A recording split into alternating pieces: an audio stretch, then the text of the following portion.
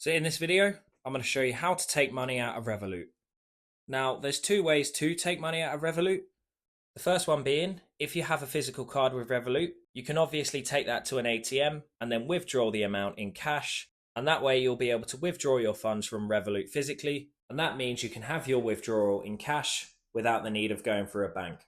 However, that moves us on to the second option. If you wanted to take your money out of Revolut and transfer it to another bank, you can do that through Revolut by clicking the payments option right here, adding a new recipient, click on bank, and then from there, you can add your own bank details and you can transfer the money that way.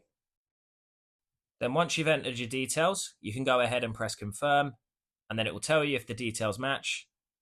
And then once you've done that, you can then enter the amount that you wish to take out of Revolut. So for this example, as you can see, we've got £30 in Revolut. So we'll just go ahead and take that £30 out, click on continue, and then you can confirm the transaction by pressing send at the bottom here. And there you have it. If you have found this video helpful, please leave a like as it does help the video out. But of course, if you have any questions, feel free to comment below. And thanks again for watching.